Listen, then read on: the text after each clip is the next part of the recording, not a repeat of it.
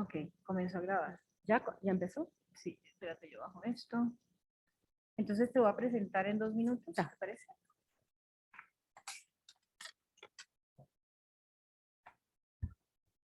Well, thank you for being here.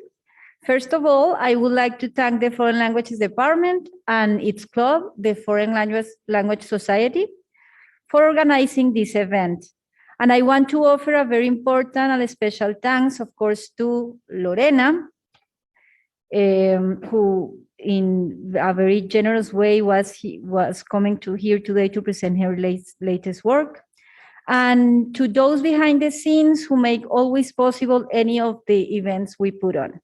I'm referring to Ramon Perez, Jesse Peña, and Emi Baltahain, who always lends us a hand in the most diligent and kindest way.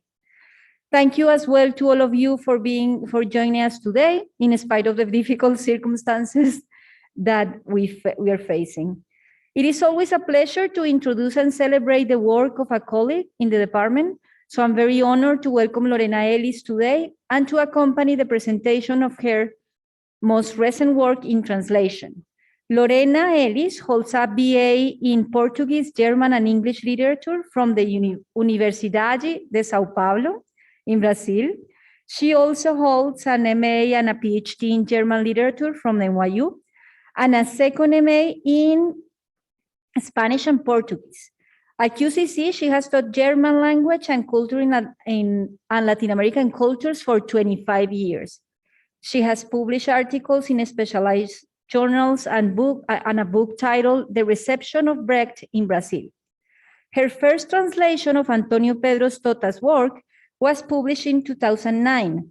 It was the book O Imperialismo Seductor, and it was published under the title The Seduction of Brazil. Today, Lorena presents a second translation into English of her work of this author with the book The American Amigo, translated by her and Roberto Ruiz Ellis. And without further ado, I leave you with Lorena and her Amigo, American Amigo. Thank you. Thank you very much for this beautiful introduction. And I will just start and give you a 20-25 minutes presentation. I'm so glad to see you all here. And if you have any questions, we can do that at the end of the presentation. So I am not the author of this book, obviously. I'm just one of the translators. And before we start, I want to give you a little commercial. Let's see if this works properly.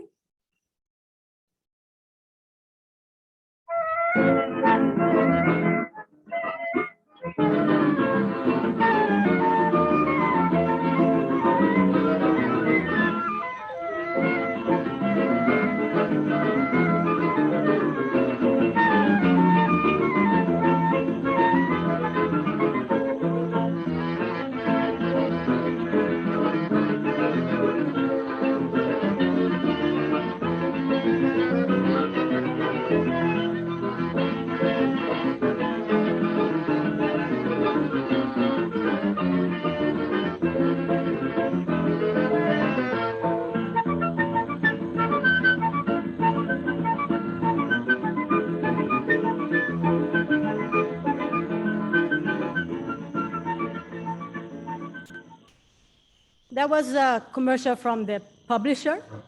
And so here is the cover of the English translation.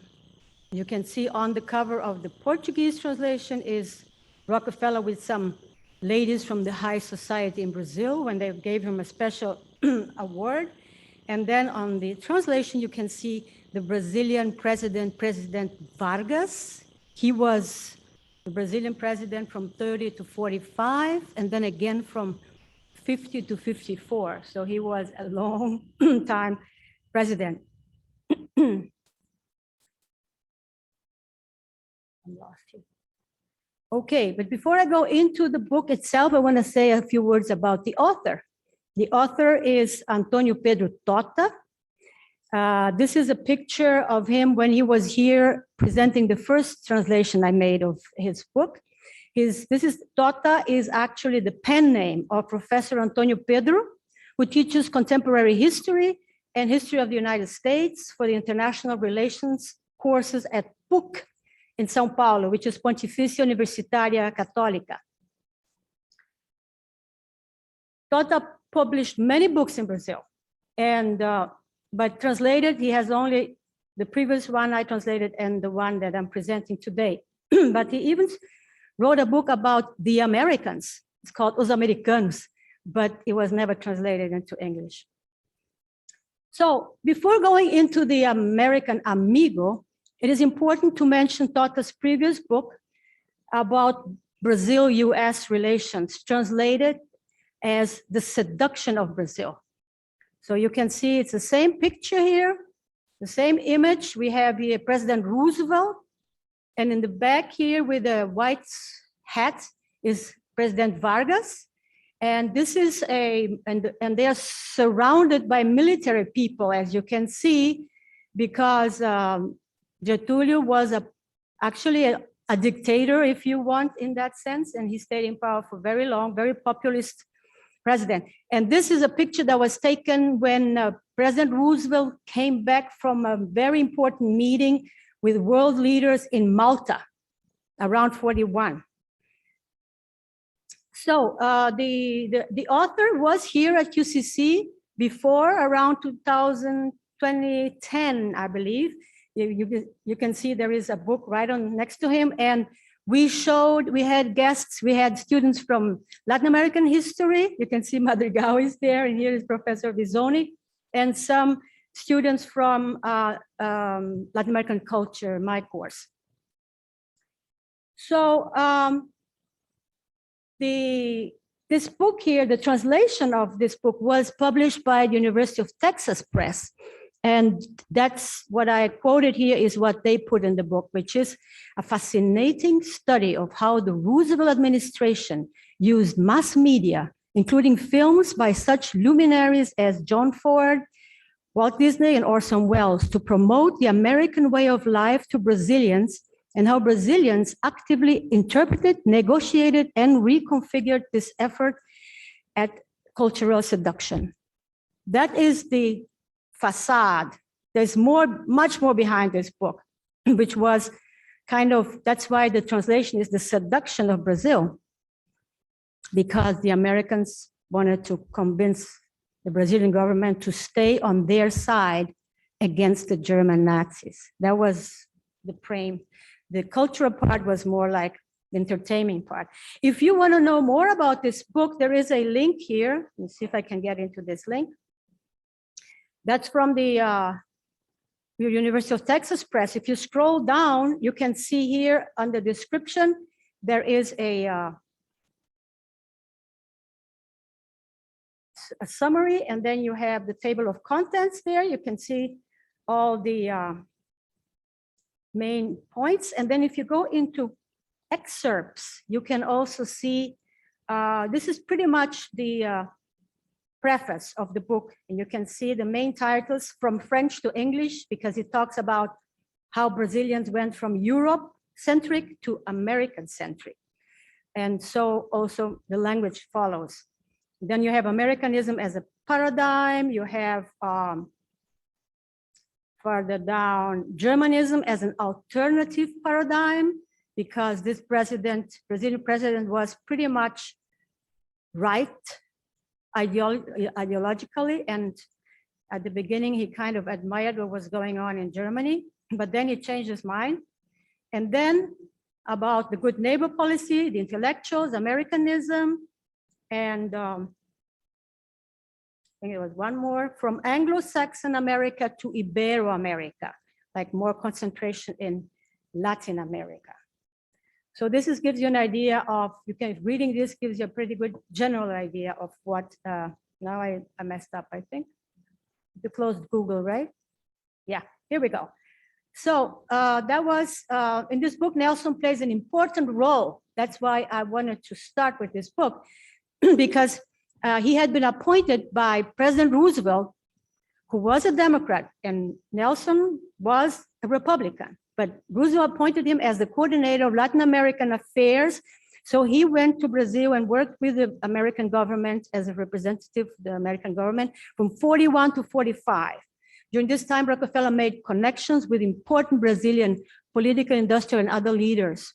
And so the story of Nelson Rockefeller and Brazil started here. And this book we are presenting today is the continuation pretty much from 45 to 64, maybe a little bit more. So this is the cover of the Brazilian book, Amigo Americano, and this is the cover of the translation. I want to just talk a little bit about the translators. You all heard about me, and many of you here at QCC remember me maybe from the e-learning, which I was 10 years working with the E-team, and a lot of people went through those trainings.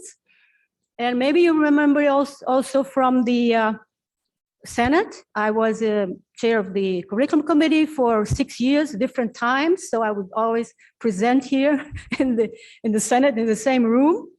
And so the other translator is Roberto Ruiz Ellis. He's a graduate from New York Hunter College High School. He started here in New York.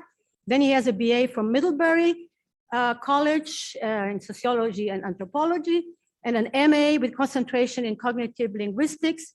He also studied German and Portuguese.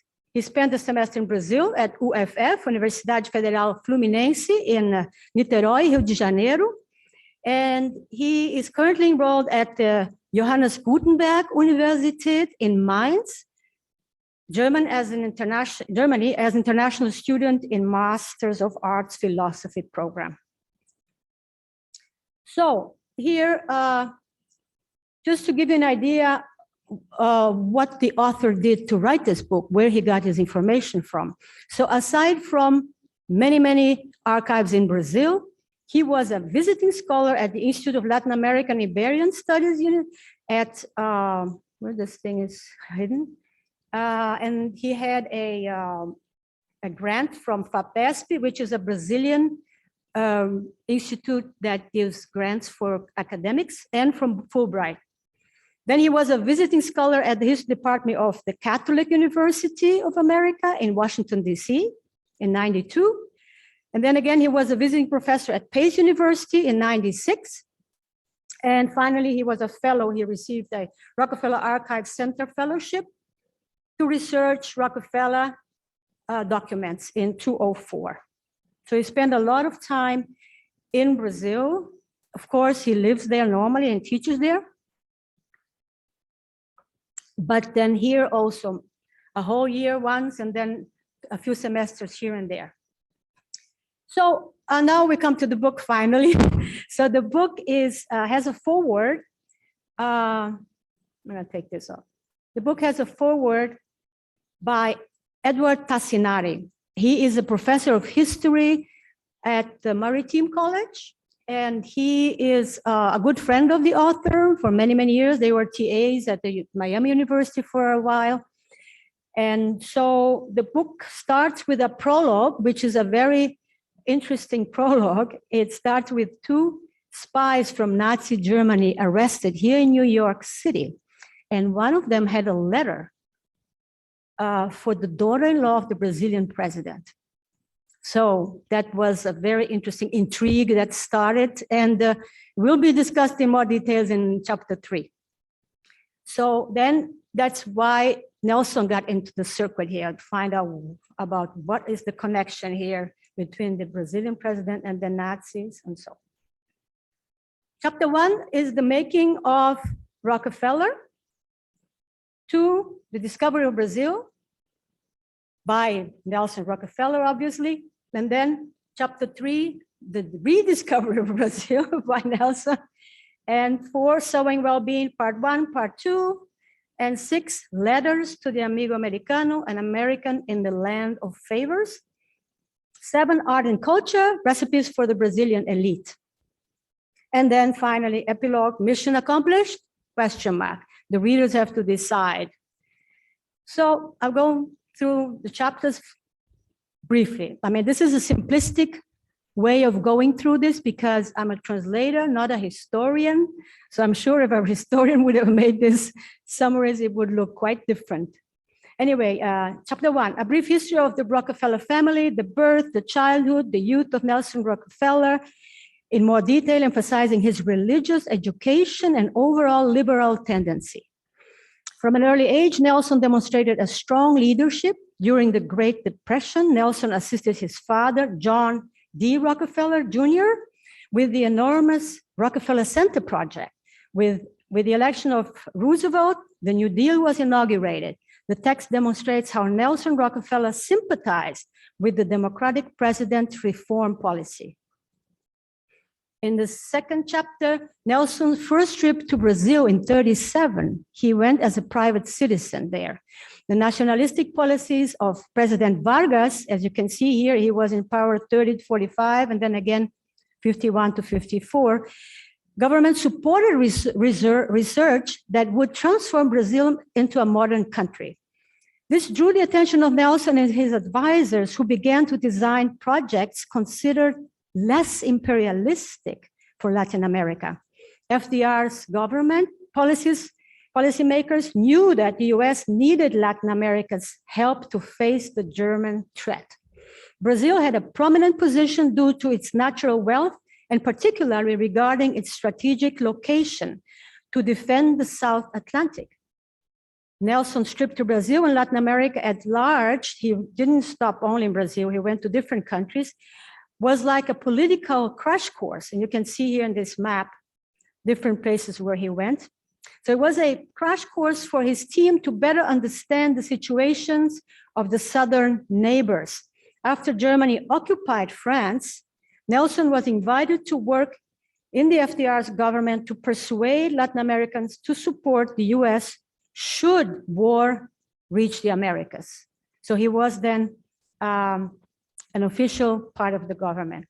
Here, the rediscovery of Brazil means that he went 41 to, as now representing the American government, and he ran the Office of Inter-American Affairs. For him, this agency was a powerful tool for the southern neighbors to overcome the economic and social backwardness. His purpose was also showing that the American way of life could be a model for Brazilians and other countries. The cultural relationship played an important role in the rapprochement between the US and Brazil. Soon, Nelson rose to the most important position within the Department of State as Undersecretary for Latin America. When Nelson left his position in the government, he did not forget his relations with Brazil. So that was 45. So 41 to 45, he was there as this representative. So in chapter 4, we have Sowing Well-Being, part 1. So Nelson remained concerned about the situation in Brazil, even while outside of the government. The country needed to modernize to face the new situation of the post-war. Therefore, he created two institutions, the American International Association and the International Basic Economic Corporation, which aimed to accelerate the development of Brazil. The modernization of agriculture was one of the keys to a new Brazil. He hoped that Brazil would replicate the expansion of US agriculture. He also felt that the city of São Paulo needed to be modernized by eliminating infrastructure bottlenecks that hindered the free movement of goods. You can see here in the image, there was the bus station. It was a mess. So he had envisioned do something like Port Authority, this fancy design. And he took with him to Brazil, Robert Moses is one of the big New York urbanists down there to even redesign some streets and highways around São Paulo, which still exist today.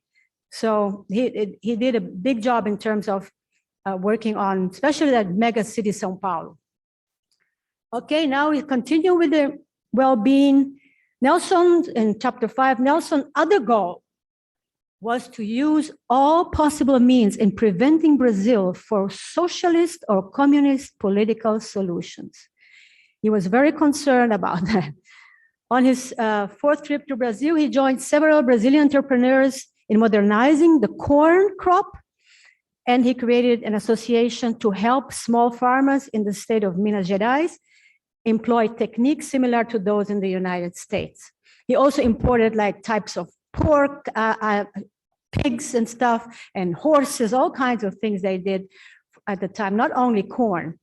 This chapter also tells of Nelson's growing interest in his own domestic politics leading up to his election as a governor of New York, which he, you know, was 3 times.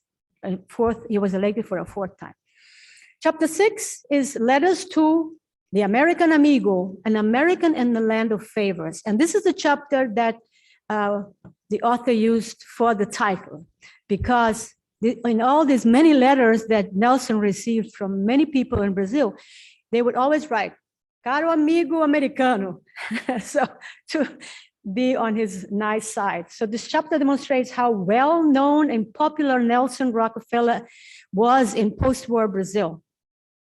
Nelson's correspondence was analyzed over several letters asking for help in business, in politics, financial support, and so on.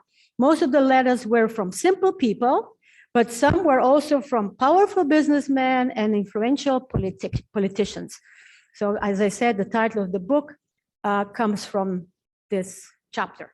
And the last chapter is chapter 7, Art and Architecture, Recipes for the Brazilian Elite. So the 7th chapter shows how Nelson encouraged the Brazilian elite to overcome provincialism through art. He was aware of the connection between art and ideology, and so helped found important art museums in São Paulo and in Rio de Janeiro. You know that he, together with his mother, he was part of the board of the Museum of Modern Art in New York. His family donated that land for the Museum of Modern Art. They also donated the land for the United Nations. He's the one who pushed for the United Nations center headquarters should be in New York. So here you can see one of the sketches of the MAM, Museum of Modern Art in São Paulo. And then the epilogue, mission accomplished. The epilogue takes stock of Nelson's performance in Brazilian economy during the 40s and 50s. The author mainly seeks to show how Nelson Rockefeller became more conservative in old age. When he last visited Brazil in 69, because in 64 in Brazil, they started a military dictatorship. So as President Nixon's representative, he went to Brazil in 69. He supported some measures of the military dictatorship that ruled the country at the time. So this shows how conservative he turned after being so liberal at the beginning. So if any of you understand Portuguese and would like to see more, there is a link here. It says, Conversa sobre o livro de American Amigo. We had about 3 weeks ago a talk with the publisher. So she interviewed the representative of the editorial there, of the publisher, asked a few questions from the author and from me and the translator. So we were New York, Germany, Brazil connected to talk about, it's about 52 minutes. You might understand, it's not so different from other languages, Portuguese. So that's it. So you can click here and see. So I was hoping that we would have somebody in the audience that might be interested in reading the book and maybe even writing a review. The first book that I translated, we had a review written by Professor Visoni from the history department. He wrote a book review at the time. So if anybody is interested, let me know, send me an email. I will make sure you get a book to read, and then that would be wonderful if that happens. So for now, that was it from my side. Thank you. Muito obrigada. Perguntas?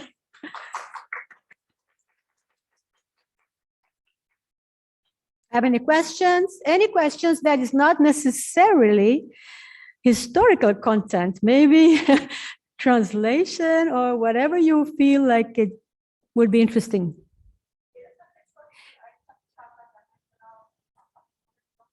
What I do? This question. Oh yeah, I could bring in the, let me go previous. I can show a little bit of that Yeah, it starts out, I want to show, at the beginning, there is a bed. I will bring it in. It has the same, yeah, this is the publisher. Yeah, and then, let me see if we can hear. Just before. Público bem maior, bem mais amplo, para o público de língua inglesa. Muito bem, eu vou chamar o Antônio Pedro Tota. Olá, Pedro. Olá, Tota. Boa tarde. Eu agradeço muito o que você fez por nós. É claro que foi um trabalho árduo para todos nós, mas valeu a pena. De novo, eu falo que eu vou repetir isso a hora que eu tiver o livro na mão, tá certo? Logo. Ele fica meio... Eu vou aproveitar para falar que eu não teria feito nada disso sem a ajuda da Lorena e do Roberto. Né? Eles me ajudaram, deram todos os palpites. E depois não vamos esquecer do Eduardo Tassinari, que nos ajudou bastante. Ele é um crítico, nós nos conhecemos há 45 anos, por aí. Eu trabalhei com ele na Universidade de Miami. Perfeito. Em 1981, eu não sei fazer as contas, deve ser mais, eu acho. Ou menos, sei lá.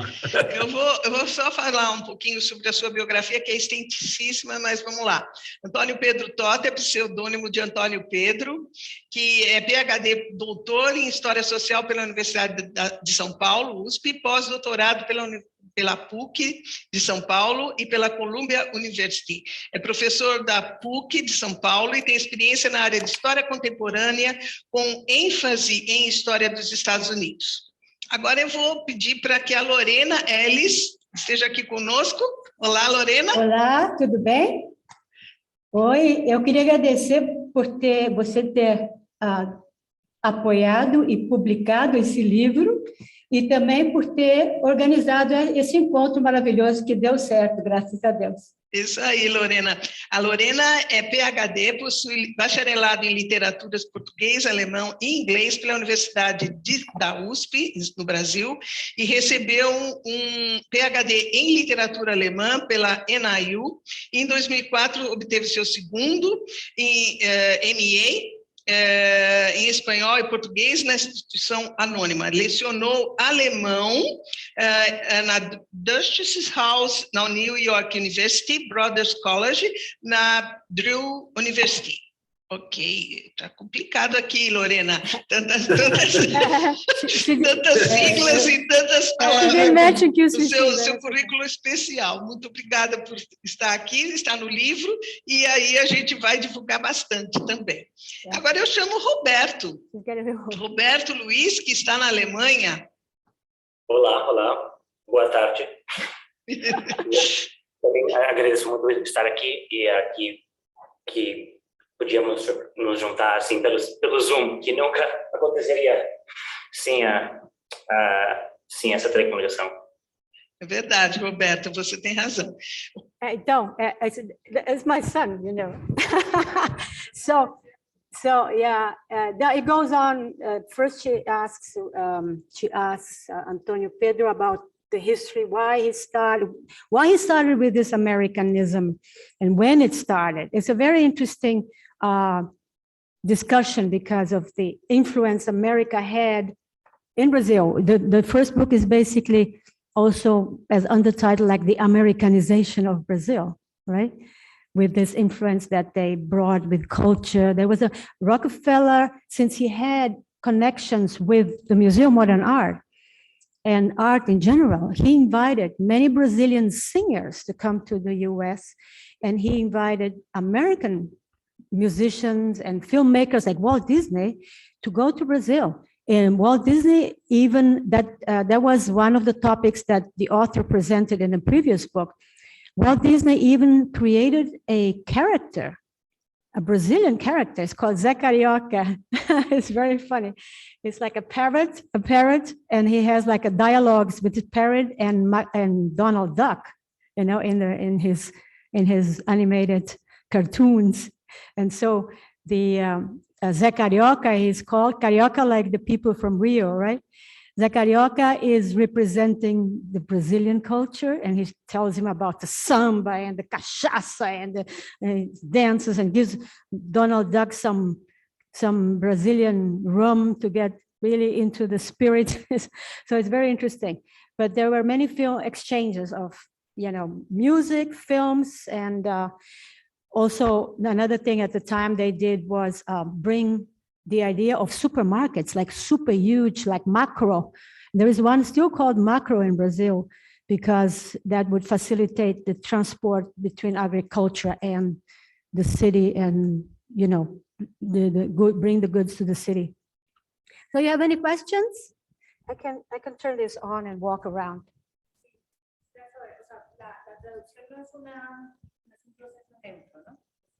No es un proceso neutro. Sí, ¿tienes alguna inclinación de alguna manera hacia los textos de este señor, hacia los trabajos de Pedro Tota? Bueno, I would rather answer in English, because the whole thing is in English, right? So, yeah, no, I don't have a necessary inclination, but it is, what it is that actually it's a very funny story. I'm not a historian. This is a history book to start with, right? So, and the other problem is, the first book I translated, and this one too, from my native language to my third language, really, because German is my second language. So a lot of my friends, even in the department, would say to me, "That you don't do that, it's impossible, it's very difficult. Normally you translate from another language into your native language, which makes it much easier." That's why in the first book, I had an editor. I paid somebody to look over my English, because when you're too close to your native language, you kind of are in that grammatical structure, and it's in your, native language knowledge. So that's why. And then I think I put this on, right? And so what we did is, I hired at that time an editor. But what really happened is that Antonio Pedro Tota, I know him from before I came to this country, for over 40 years.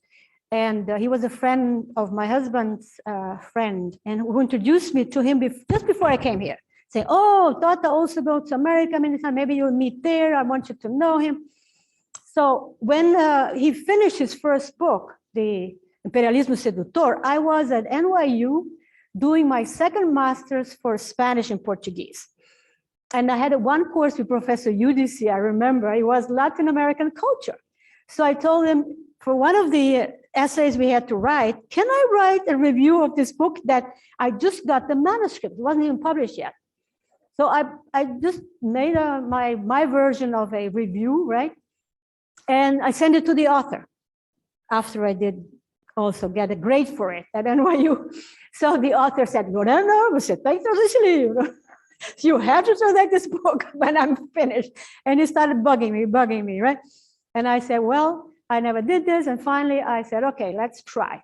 And that was great, because the publication of the translation gave me finally my professor rank here. Not only the book, of course, I had surveys, I had other things that contributed to that, but that publication was like my step up, which was a great reward for me. And then when he wrote the sequel, of course, he's like, "Lorena, vamos lá, let's do it." So it was really more an act of love and actually, it was a more reciprocation, because when Tota was here with his Fulbright scholarship, there was at the graduate center one whole semester on Saturday, they had a special, very wonderful workshop about the 20s. The 20s, it was organized by Columbia University, CUNY Graduate Center, and a lot of professors were there attending it. And so he was like, "Oh, I'm interested in this topic. Let me get in, make sure we get in." So we both, I didn't need any credits anymore. So I went in, I was still working on my stuff. And so every Saturday, the whole day, they had movies in the morning, lectures in the morning, movies in the afternoon, discussions. And I was sitting there with Tota saying, Tota, in about a month, I have my PhD orals. I don't have a topic for my dissertation. Give me an idea of what I could tell them. And he went through his history in Brazil. I said, I want to connect with Brazil. And finally we found the topic. And this topic was accepted. And even that was my publication, Brecht in Brazil, right? So it was really like, thanks to him, I got my PhD done, I got my promotion. That was basically it. But it was very difficult in a way because it's hard work to translate, especially in my scenario.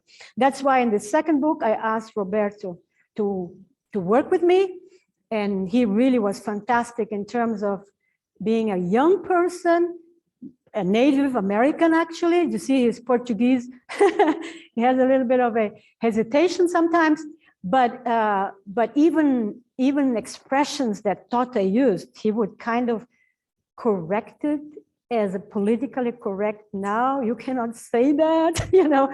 And that's what Tota later on in this interview, he said, I'm really thankful Roberto giving me a lot of. We had discussions back and forth, the three of us, constantly, and so yeah, that was it. So Roberto then was really responsible for polishing, and he did some of the chapters translated, then I would check, and vice versa. But so not an affinity, was more like, thank you very much. Yeah. Any other ideas, questions?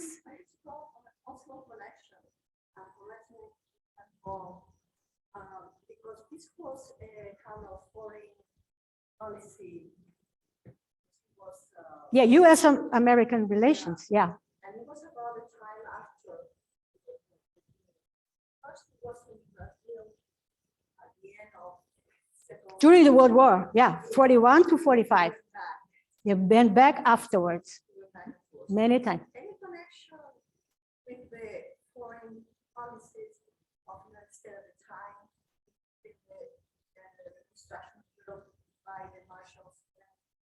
No, well, yeah, there probably is. What I would suggest to get a better answer, we could write some questions to the author, and he will explain it much better than I will, you know, because I'm not a historian. But he, at the time, there was some discussion that I know for some similar Marshall Plan for Latin America, which never happened. If Roosevelt hadn't died, maybe. But Truman came in after 45. The American president said, we don't need Latin America anymore, and in the sense we needed them before for the war. So that's why they dropped everything. And so what this book here is really about is Rockefeller decided, no, I have all these connections in Brazil and a network of very important connections.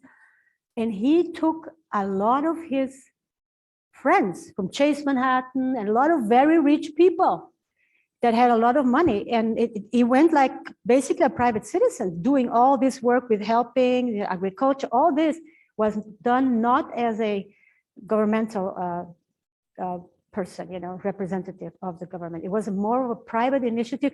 And that's why at the beginning I emphasized his religious upbringing. A lot of people, even Tota mentions this in the interview. Why did he do it? Why did he go to Brazil and do this? And Tota had lunch with a nephew, Nelson's nephew, who was running the American Brazilian Chamber of Commerce in Brazil.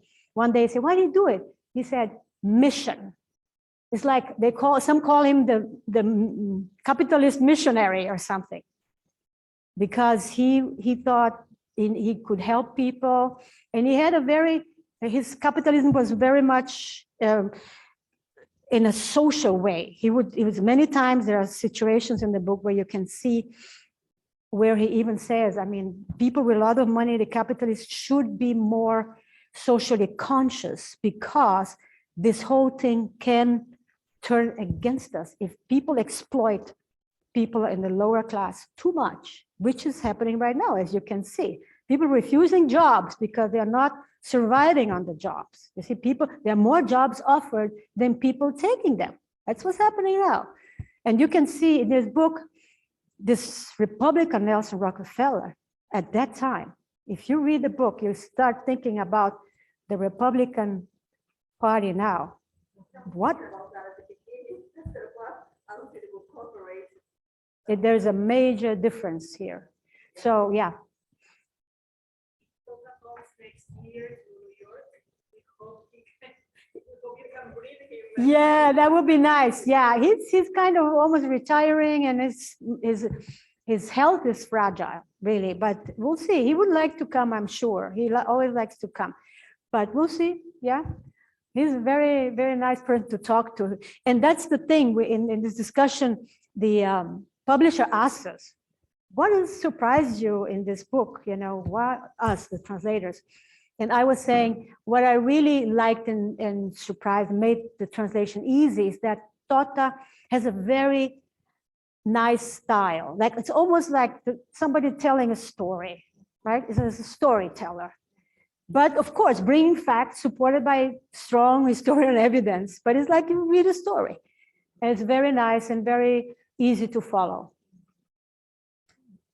And difficult to translate because, yeah, the sentences, like, we had to break up some of those big sentences into smaller ones to make it more understandable, right? And you were learning while you were translating. I was learning while I was translating. Yeah, basically. Yeah, no. Yeah, sometimes they say what you get here in English. Yeah. And what he said when he was here last time. Yeah, the first book. Yeah, this is my book, but these are not my words. Right? So it's really, some people say translating means you're reading our interpretation of this text. So many times Roberto and I were like, okay, that's what we understood. Is that what you meant? And then that was our luxury, to be able to discuss with the author. And he had also a friend in Brazil. He has a friend who used to work for National Geographic. He's a Brazilianist, American Brazilianist, and he would give him our translations to, have a look. So we had checkpoints in both cases. And even here, what I did, that was really very great. We had two professors, James and Peter Bales, from the history department, two historians from QCC, read a few chapters, gave me feedback, and I mentioned them in the book even. I brought books for them today, but I thought maybe they would be here. So these two looked at some of the chapters. I had a friend of mine who was a professional magazine writer. He also looked at some of the chapters. But Ed Tassinari, this professor from Maritime College who wrote the foreword, he read the whole manuscript. I mean, we met at the Graduate Center and he brought me 30 pages, all typed up, that page, that line, and checking facts and everything. So it was really, there was even last week I sent him, he got a book already, and he's like, I was comparing the manuscript with this, and I saw there is a discrepancy. We leave that for the next book. He's a very thorough person. So that was my luxury, to have this support from these people. And I thought it was important since we both are not historians. Yeah. Any other questions? Should we wrap it up? That was great. Thank you very much for coming. Thank you. That was great.